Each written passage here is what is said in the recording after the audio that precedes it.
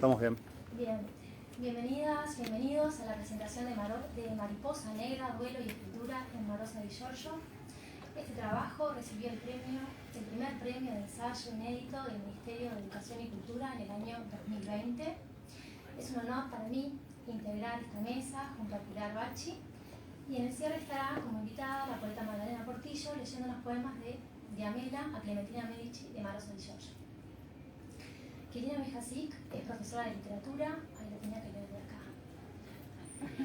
Es profesora de literatura, egresada del IPA, doctoranda en letras, magíster en ciencias humanas, opción literatura latinoamericana por la Facultad de Humanidades de UDELAR, operadora psicosocial egresada de la Escuela de Psicología Social de Montevideo, docente de educación secundaria y del IPA, investigadora asociada de la Biblioteca Nacional, ponente en congresos y jornadas, publicó numerosos artículos en revistas culturales y arbitradas, colaboró con artículos en álbumes o volúmenes colectivos como Spectaculum Psicológico en 1994, La Traza y la Letra en 2014, Marosa 2017, 56 años viviendo con Cristina Pericosi del 2019, Circe Maya, Palabra en el Tiempo, del 2021.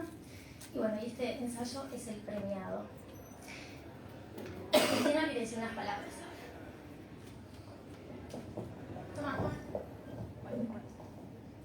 Bueno, Martín me había dicho que esto era como un cumpleaños, ¿no? Porque estaba toda la gente querida y efectivamente empiezo a mirar y veo gente que me fue acompañando en distintos momentos de mi vida y bueno, estoy muy feliz. Estoy muy feliz y que, bueno, quería agradecer. Tengo a muchas personas que agradecerle. Por supuesto a mi tutor, Heber Benítez, que en este momento está viajando, que me acompañó en lo que fue el trabajo de tesis, que fue el inicio. Bueno, al jurado del MEC, que premió este trabajo, y a tantas personas que me fueron acompañando en distintos momentos. Una de esas personas es Pilar Bacci, que ahora Alejandra la va a presentar. Que bueno, vamos a ver cómo fue esa experiencia. Bueno, María Pilar Bacci, licenciada en Psicología, magíster en Psicología Clínica y doctoranda en Psicología también, todo por la UDELAR. Lleva adelante el proyecto Experiencia de Duelo en Adultos de Montevideo y Zona Metropolitana. Es profesora adjunta del Instituto de Psicología Clínica y achiqué un montón el currículum. Y entonces ahora la vamos a escuchar. Bueno, buenas tardes.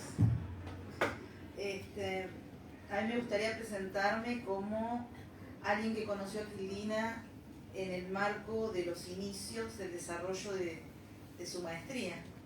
Yo estaba también haciendo mi maestría, ahora estamos haciendo las dos nuestros doctorados.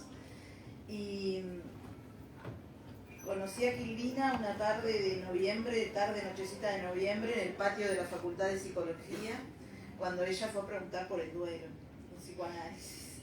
Yo voy a hablar algo de esto, del duelo en psicoanálisis brevemente, escribí unas líneas y bueno, yo me dedico a eso, a tratar de entender qué es el duelo, qué son los duelos, más allá de lo que dicen por ahí que son o que deben ser.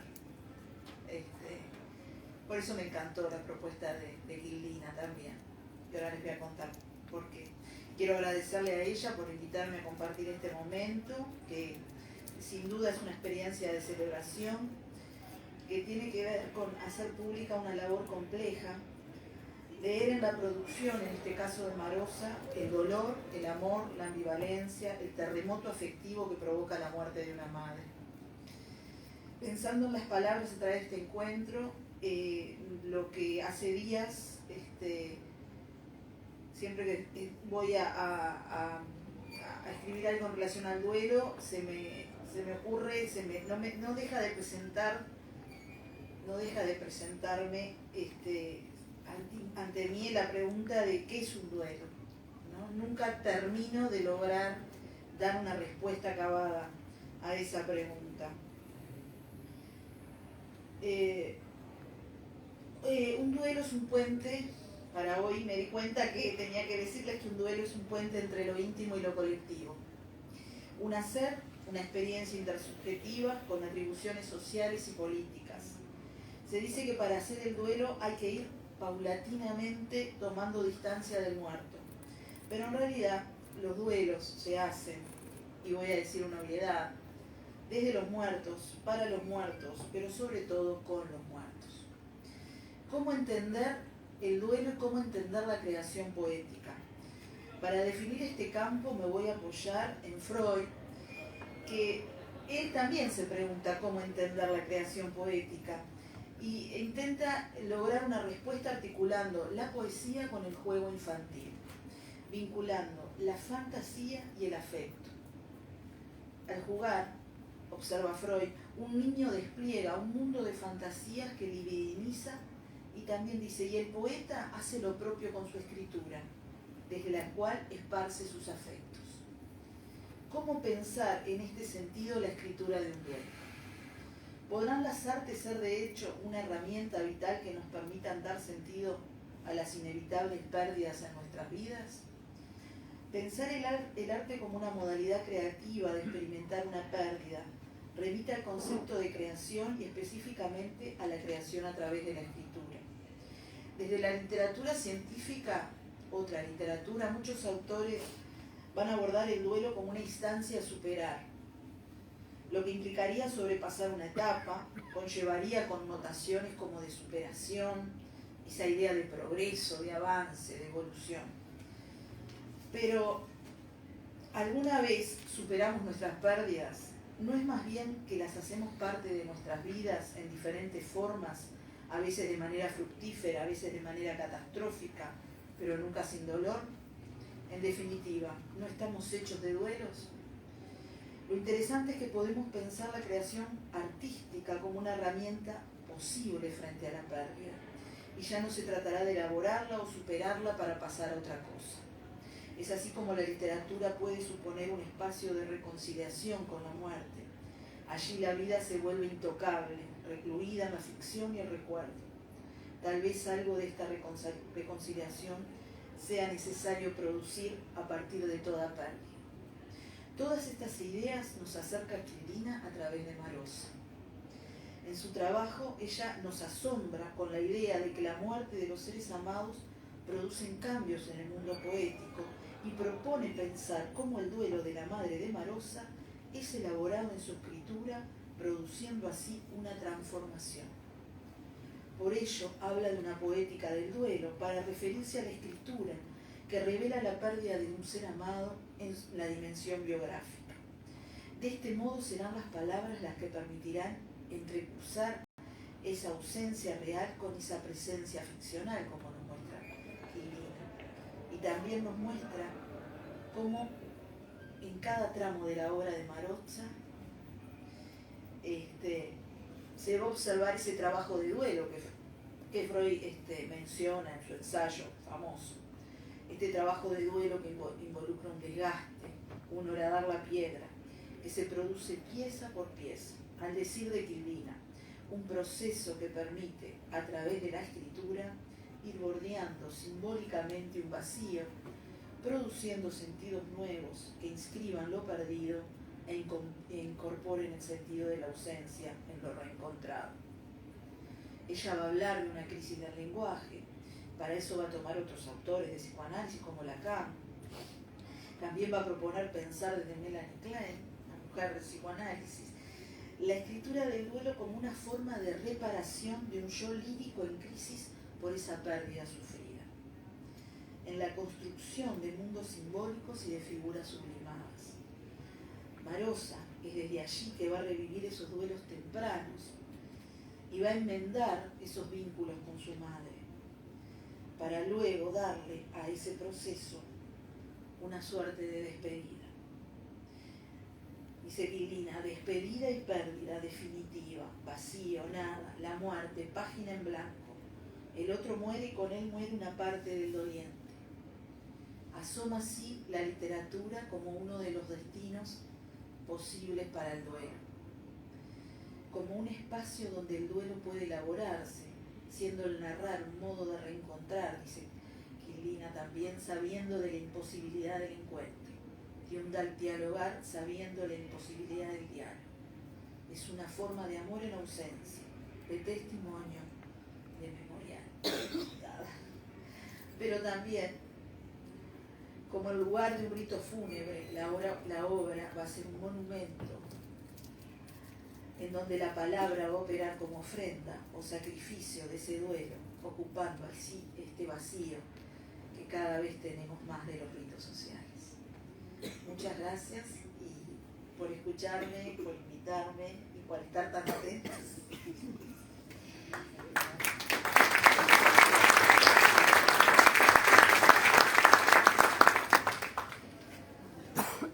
Mariposa Negra, duelo y escritura de Marosa Di Giorgio está organizada en 2 partes, además de su introducción. La primera se centra en la noción de duelo y la hace dialogar con conceptos como el de elegía y lo elegíaco, determinando sus semejanzas y aquello que lo distingue para que se comprendan las decisiones que toma la autora en la elección de la terminología. Aborda vastamente el alcance de la palabra duelo desde el inicio de la existencia y el primer duelo humano, que es la ruptura con lo maternal, y a partir de allí la incorporación del código ajeno al yo simbiótico inicial. En el segundo apartado se concentra en el concepto de poética del duelo, que explica y fundamenta la lectura general de los papeles salvajes, para luego hacer lupa en el libro de Amelas a Clementina Medici. Me interesa comentarles que la lectura de este ensayo resulta fluida, muy fluida, al mismo tiempo que es precisa a la hora de proponer el estudio interdisciplinario entre algunas nociones propias, como decía la profesora, de la teoría literaria, pero también fundamentalmente del psicoanálisis a través de Freud, Klein, Kristeva y otros autores que menciona. No obstante eso, Quilina logra presentar su propuesta de manera simple para que podamos acceder los lectores que no venimos del campo de la psicología. A pesar de sumergirse en un tema doloroso y áspero como la muerte, tanto las imágenes que selecciona para ejemplificar como el vocabulario del que se nutre son un acierto porque presentan a este asunto de forma amable para el lector. Entonces se propone una poética del duelo en esto de pensar características o patrones que respondan a las demostraciones que se hacen para manifestar el sentimiento que se tiene por la muerte de alguien. Y entonces voy a comenzar a conversar con Quilina, que para eso vinimos a escucharla, y entonces me gustaría comenzar por el título de Amelas a Clementina Medici, porque a partir de ahí comenzás a hacer este recorrido de la poética. Bueno, me preguntás por el título de Amelas a Clementina Medici. Bueno, si querés, sí. De Amelas a Clementina Medici es de los papeles salvajes, que es donde está recopilada toda la obra poética de Marosa Di Giorgio, el penúltimo de los libros. Y bueno, tiene una característica que es que Marosa lo escribe a la muerte de su madre, es decir, hace todo el trabajo de duelo. En realidad son 153 poemas que ella va de alguna manera escribiendo mientras va procesando el duelo. Entonces el título de Amelas es una flor, son florcitas, ¿no? Son florcitas, y hay una, yo me marqué acá por si, el tema del título, a ver.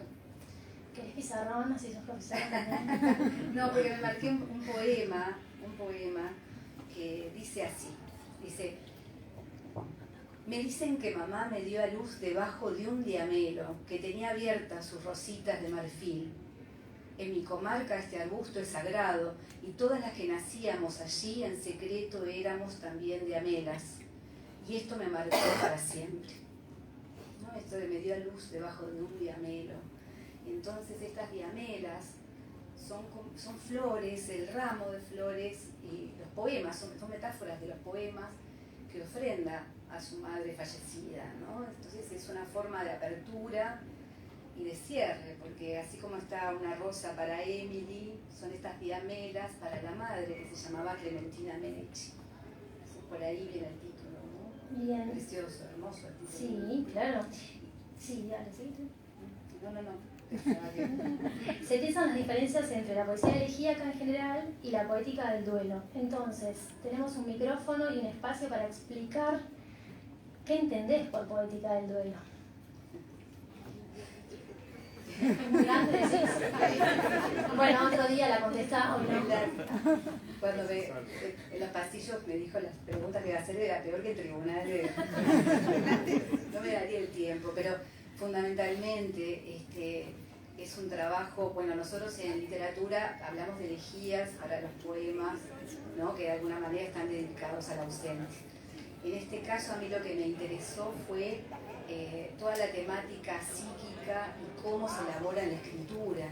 Entonces observo otras cuestiones que tienen que ver con la palabra, tienen que ver con la creación, pero donde hay una elaboración psíquica a través de un trabajo de elaboración a partir de un hecho concreto y real, como la muerte, ¿no? En este caso de la madre.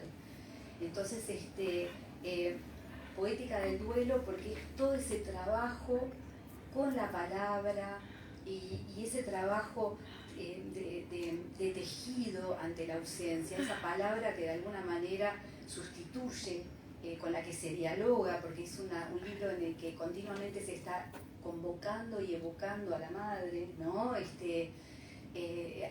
convocada y aparecen recuerdos, entonces aparece la memoria, aparecen diálogos imposibles, porque el trasfondo de todo el libro es la ausencia, es la página en blanco. Entonces, la poética del duelo es todo lo que se elabora en ausencia, ¿no? Y todo lo que sucede, toda la crisis en el lenguaje, porque bueno, está, no está, cuál es el estatuto, ¿no? La palabra de pronto entra en crisis y hay como un doble juego donde se mira la palabra, entonces aparece esta como reflexividad, ¿no? Este espejo que es el discurso, que va permitiendo también separarse y de alguna manera, bueno, escribir esa ausencia, que es todo un proceso, ¿no? Entonces por ahí es esa diferencia con la elegía, quizás sea una forma de elegía, ¿no? Quizás está dentro del amplio campo de la elegía, pero bueno, observo estas cuestiones, ¿no? que lindan con la psicología. Después a la crisis del lenguaje voy a volver más adelante, pero también hacer referencia a Paul de Man, y me impactó porque ahí él afirma que el muerto solo existe en el deudo. Me quedo haciendo ruidito y entonces la pregunta es, ¿no? De alguna manera la poética del duelo genera un espacio para la existencia del muerto fuera del deudo. Bueno, ¿Está mal?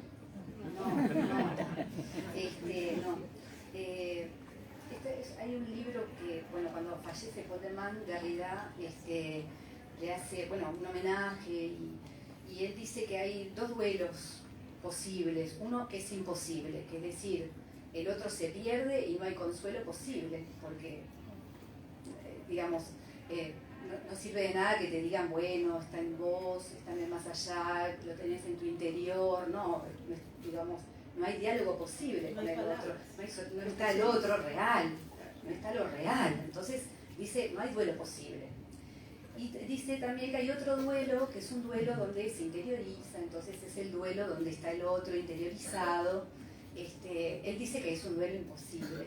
Y a mí, yo en Marosa, siguiendo cómo fue su proceso, lo que veo es que realmente empieza esa cuestión donde hay una cercanía y un querer acercarla a través de la palabra, está la crisis donde no la encuentra y está el dolor, y después poco a poco, en el tiempo, lo que va pasando es que se va dando cuenta de que lo único que va a quedar son las palabras y que puede dejar algo de lo que vivió ella con la madre allí.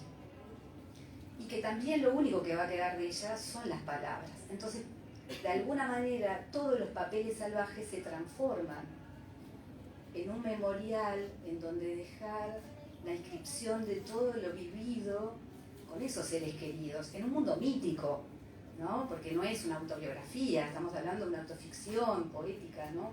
Pero de alguna forma esta conciencia de que lo que va a quedar está allí en la palabra, ¿no? Entonces también es la propia conciencia de la muerte y la propia conciencia del valor de la palabra, que no hace volver a los muertos, pero es lo que nos sobrevive. Entonces entiendo que la particularidad de la poética del duelo se encuentra en identificar el esfuerzo del yo lírico para crear un espacio de reparación y de reinscripción a través de la palabra poética. O sea, ¿está ahí el asunto? ¿En el esfuerzo del yo lírico? ¿O es una característica que no cuenta con el yo lírico, sino con la obra en sí misma, solo con la misma? Puede ser de la reparación, sí. Bueno, ahí aparece Melanie Klein, ¿no? Pues yo había estudiado psicología social y Melanie Klein está en la base, ¿no?, de la psicología social, pero en aquel momento no había sido de las escritoras que más me había llegado, y cuando empecé a buscar bibliografía, ¿no? Bueno, los que más me gustaban no me servían para leer a Marosa. Y Melanie Klein habla del duelo con la madre, y una cosa interesante que dice es que en el duelo se repara el vínculo. De alguna manera el proceso del duelo, para que se realice de forma, ¿no?, digamos, sana, es de alguna manera reparar ese vínculo. Entonces, esto implica, yo lo que encontraba en los papeles salvajes es que antes de la muerte de la madre, los personajes de las madres que aparecen, que no es la madre, no es Clementina Medici, pero los personajes de las madres son terribles, son castradoras, son absorbentes, aparece, ¿no?, la mirada Ponzó, a ver si puedo tener acá, bueno, no sé ni dónde buscarlo, ¿no?, pero creo que me había marcado, bueno, en el libro está la cita, pero en un momento ella dice que por estos personajes, ¿no?, que la madre de alguna manera no cesa de mirarla y la clava como una mariposa, ¿no?, en una página en blanco y de la que no puede liberarse, ¿no? Esta cuestión de esa niña, hada, perfecta, mariposa, de la que no puede liberarse. Y es terrible, ¿no? Y esas madres son así. Ahora, en Clementina Medici hay todo un proceso donde hay como una reconciliación con la madre, un revalorizar, ¿no?, la importancia de lo que fue y de alguna manera hacerse cargo de lo, ¿no?, de lo propio, que quizás, bueno, no sé, ahí más o menos se desarrollan poema a poema las peculiaridades, ¿no?, de la relación que va variando, pero sí, hay esto de la reparación del vínculo para poder también separarse, ¿no?, y interiorizar también a la madre, porque si es esa madre terrible, al interiorizarla no se puede. Entonces en este proceso, ¿no?, hay una reparación del vínculo, y bueno, en relación a ese cronotopo que planteabas como espacio de encuentro entre el ausente y el deudo, explícanos cómo opera el tiempo, porque en ese espacio-tiempo... En los papeles salvajes. Sí. En ese espacio, porque también aparece, o sea, no solamente te referís al espacio y tiempo, sino que aparece, como decías hoy más temprano, la voz del ausente, y es muy interesante porque es una voz que está recreada por el yo lírico, no va a decir lo que hubiera dicho el que ya no está. Entonces, bueno, además de tener todas esas variaciones que enriquecen el análisis, el trabajo de Marosa y Giorgio, no enriquecen a Marosa y Giorgio, lo que digo es que enriquece la teoría que vos planteabas. ¿Qué pasa con el tiempo? ¿Cómo funciona? Bueno, hay dos imágenes que me encantan, la del abanico y la del caracol. ¿Las tenés ahí? ¿No? Bueno, no, perdón, sí. Las busco. Sí, todos los papeles salvajes se desarrollan en las quintas de la infancia, ¿no? Que bueno, tiene una base real de esas quintas en las que pasó en el Salto, esas quintas de salteñas, pero que se transforman en un mito, en un Edén, ¿no?, en un espacio. Ahora, ¿qué pasa una vez que muere la madre? ¿Qué es lo que observo? Es que de alguna manera ya ese lugar no es ese lugar para ir a encontrarse con la infancia como un lugar placentero al que se recurre. Ahí empieza a haber una conciencia de que en ese lugar hay una gran ausencia, entonces empieza a despedirse de las quintas, ¿no?, de ese tiempo mítico, de ese tiempo circular. De pronto empieza a cerrar ese ciclo Y tanto Diamelas a Clementina Medici como el último libro, que va a ser Memorial al abuelo toscano, son libros en ausencia, libros en los que se despide, y entonces todos los papeles salvajes se cierran, ¿no? De alguna manera. Y ella se inscribe, porque también las palabras finales, ella se inscribe y se va con la madre, ¿no? Hacia y queda la página en blanco, ¿no? Es decir, es como un territorio que va a ser un memorial, se transforma en un memorial, no lo era antes. Es decir, a partir de este libro es que transforma todos los libros anteriores, eso es interesante. Y me preguntabas por las imágenes del tiempo. Bueno, está la del caracol, está la del abanico, está también, bueno, hay varias, la de la telaraña, ¿no? A ver si... Pero a mí me gustaron esas dos. A ver. Un segundito, tiempo tirano. Capaz que las tendría que haber traído yo marcadas, ¿no? Porque sí que las estoy pidiendo. Sí, las dejamos en el libro. Bueno, no importa, igual te puedo preguntar. Bueno, no, son hermosas. Lo que pasa, quizás capaz que Magdalena lea alguna de ellas, y si no, hazme la siguiente pregunta. Sí, te hago la siguiente, porque ¿sabes qué tiene que ver con el esfuerzo del yo lírico que hablé antes y también con lo que adelantó Pilar sobre la crisis del lenguaje, ¿no? Entonces, es un aspecto que atendés en la poética del duelo justamente a la crisis del lenguaje. Tanto que en un momento tú haces la pregunta, ¿cómo decir la presencia del ausente en el duelo? ¿Cómo decir? Ya hiciste referencia a eso, pero entonces ahora capaz que podemos concentrarnos concretamente en cómo percibís esa crisis del lenguaje, en qué rastros, en qué huellas léxicas o... Bien, te respondo del tiempo y voy para Hacé lo que quieras. Me encontré acá.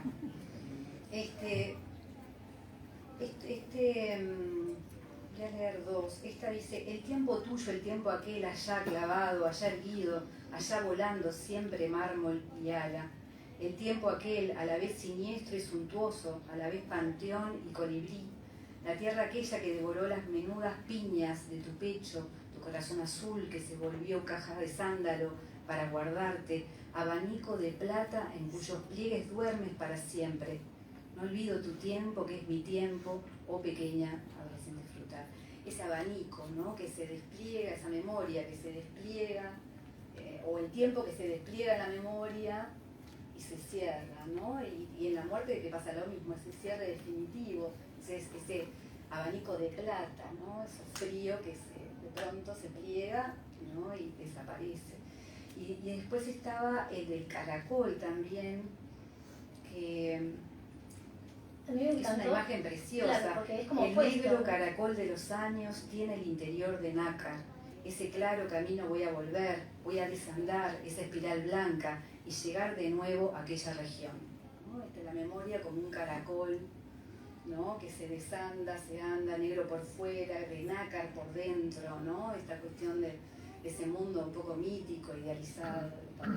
Y cambia también como el que le da la habilidad, o sea, habilita como el cuenco, como meterse allí y permanecer un tiempo, a diferencia del abanico que se cierra y se terminó la memoria, es eso. Por un momento me acuerdo y de repente cuando quiero acordarme no puedo. Entra en esa espiral, ¿no? Del recuerdo. Sí. Y con respecto a la crisis del lenguaje, sí, ¿no? Es interesante también lo que... a ver si puedo recordar dónde está. Dice, por ejemplo, ¿no? Pasan cosas en el lenguaje. Si estuvieras aquí, pero si estás, digo, si iríamos por las veredas a comprar algo, agua colonia, un jabón en rosa suave rodeado por puntillas.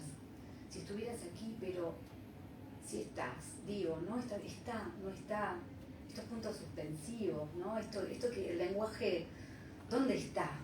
¿No? Entonces ahí aparece, ¿no? O por ejemplo, si nos despertáramos cantando en los atardeceres para regresar como siempre al otro día, pero si tú no oyes definitivamente, y yo también he de callar y dejar de hablarte, por lo menos sigo escribiendo esto, cuento que nos conocimos y nos quisimos. ¿No? Toda esta cuestión, ¿no?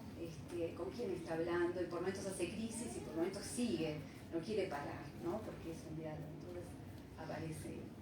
Mariposa Negra se centra en el estudio del libro de Amelas a Clementina Medici, pero tiene el agregado de realizar el seguimiento de esta línea de pensamiento a lo largo, como dijo Quildina, de los papeles salvajes, dado que no solo se encuentra el lector con el duelo por la madre, sino que también asiste a otros duelos y también a la metamorfosis del vínculo entre madre e hija, y cómo de Amelas a Clementina es un parteaguas, ¿no?, al respecto. Ahí podríamos estar 3 días más hablando de este tema, no nos vamos a meter.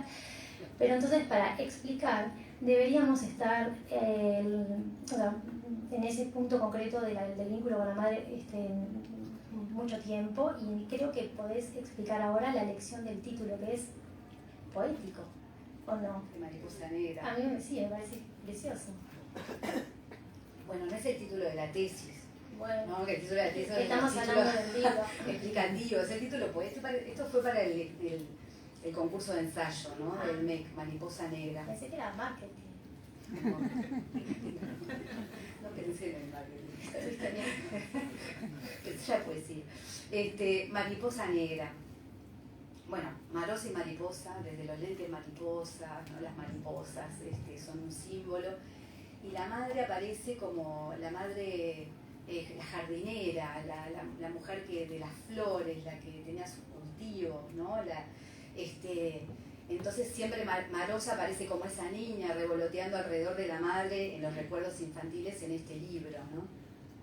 Siempre va a aparecer esa Marosa niña en todos los papeles salvajes, pero en este libro aparece en torno a la madre y todas sus maravillas. Mariposa de lo negro por el duelo, ¿no? Por el luto. Mariposa Negra, había también un poema precioso, a ver si lo tengo acá. Sí, y en la introducción te explicabas todo lo del capullito. Sí. De seguro estás en un jardín inconsútil y es el mismo tiempo el que hiciste con rosas y claveles tan preciosos, y aquellas mariposas, ¿no?, muy grandes, 2 alas negras, 2 rosadas como brasas, y la gran mariposa celeste de nuestras vidas, la de puntitos brillantes en el ala, cuyo vestido trato aún hoy día inútilmente de imitar. Aquella mariposa de nuestras vidas, ¿no? Y ahora esa mariposa de alas negras. Cuando escribía el prólogo también pensaba en esto de, bueno, la parte de psicología, que es porque este libro lo pensé como en 2 partes, ¿no? 2 salas. La primera como del duelo, la teoría del duelo más psicoanalítica, y la segunda del análisis psicocrítico de la poesía. Y justo estaba dando 5º año, entonces estaba con los mitos, y aparecía el mito de Psique y Eros, ¿no? Y Psique, ¿no?, significa mariposa. Entonces pensaba en esto, ¿no? De primero ese mito en donde esta Psique, que era una humana, se enamora de un dios, un amor imposible, que no se puede reunir. Bueno, va a tener que hacer todo un periplo en donde va a tener que descender al Hades, pasar un montón de pruebas, hasta abandonar su condición y trascender para transformarse en una diosa y encontrarse, ¿no?, con amor, con Eros. Y yo pensaba, esto también es una erótica de duelo, ¿no? Hay mucho, es una relación amorosa, es un libro de amor, ¿no? Por eso esto que decías, ¿no? Vos también decías, es muy hermoso de Amelas.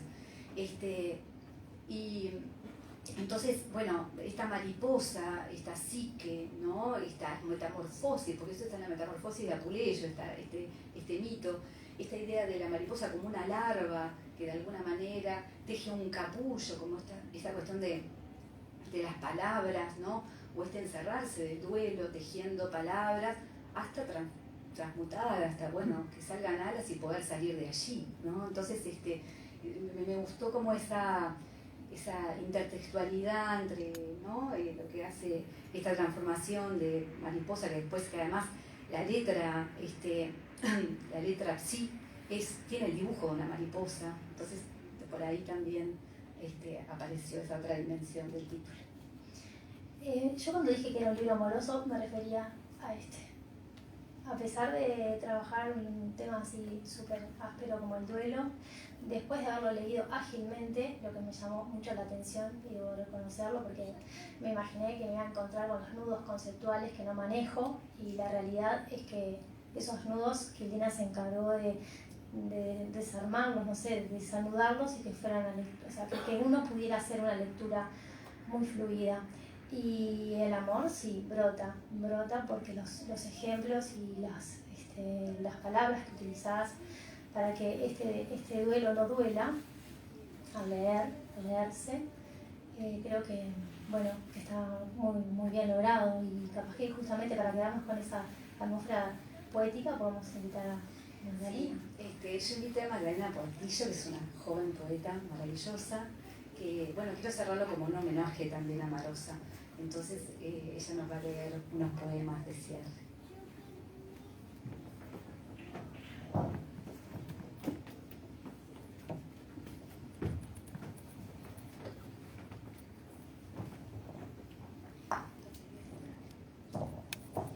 Buenas tardes.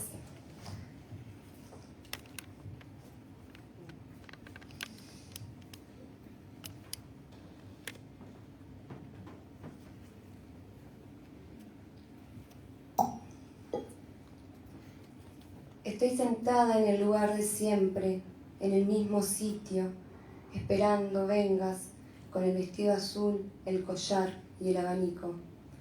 Virgen de las tardes de mi vida, en tanto arde la estrella vesperal envuelta en lágrimas que harán nacer los lirios, cirios, setas rojas y de color de rosa. Mamá, eso, ¿cómo se llama? ¿Y aquello, qué es? Enséñame, mamá, ayúdame, en medio de esta tarde oscura, en medio de esta noche fría.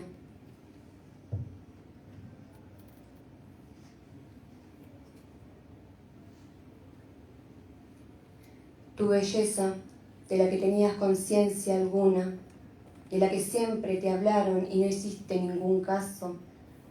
Por eso esa cara serena y sin ni un gesto trivial, nunca. No te diste cuenta y eras una tremenda, angelical muñeca. ¿Acaso voy a olvidar tu modo de decir las salves y las ave marías? Me insertaste en la iglesia católica tal si fuera de nuevo en tu vientre. Caían sobre mí en alelíes. Madre Clemen, fui tu hija y ahora soy tu esclava. Y hay en esto un gran ascenso. Me arrolla a tus pies con mi vestido largo, mi vestido breve, juntado en ramos. Mamá, el ángel de la guarda está en las puertas y es como contabas.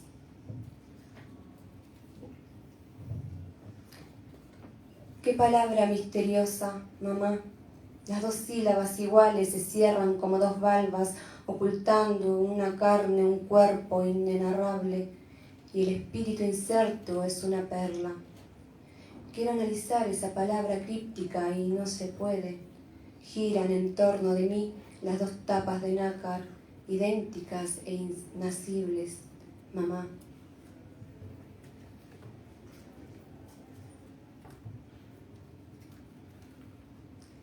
Yo te busco en las tacitas y el jarrón, ese jarrón en un liviano celeste puro hueso, pero ahí no estás, fantomas inocente y madre desaparecida y brezal de la princesa. Yo me aferro a tus rodillas, a tu cintura sacra, de donde me desprendí un día para quedar entre tus manos blancas. ¿Y ahora qué? Vuelve y vamos juntas por la noche oscura, por la luz del alba. Dirán, ahí va una hija con su madre y una madre con su hija, hacia el nunca más, hacia...